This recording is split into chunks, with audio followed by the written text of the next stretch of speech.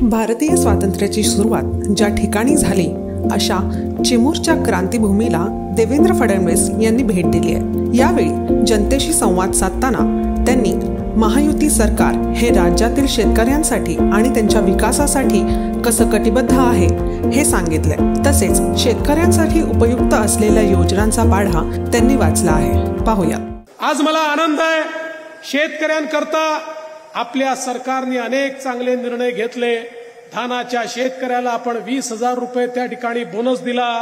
मागच्या काळामध्ये कापूस आणि सोयाबीनच्या शेतकऱ्याला त्या ठिकाणी भाव कमी मिळाला तर त्यालाही आपण 5,000 रुपयाचा बोनस देण्याचा निर्णय घेतला।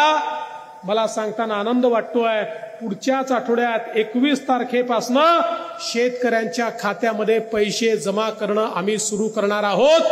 कापूस आणि सोयाबीनचे पैसे हे शेतकऱ्यांच्या खात्यामध्ये त्या ठिकाणी जाणार आहेत।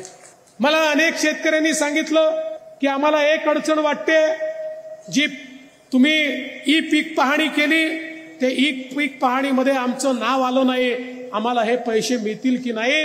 मी सांगितलं काळजी करू नका, ई पीक पाहणीत जर तुमचं नाव आलं नसेल तर 7/12च्या उतार्यावरनं देखील तुम्हाला पैसे देऊ, पण कोणालाही पैशापासून वंचित ठेवणार नाही। सगळ्यांना हे पैसे देण्याचं काम आपण करू। आज तुम्ही बघा, आपण 1 रुपयात पीक विमा ही योजना सुरू केली।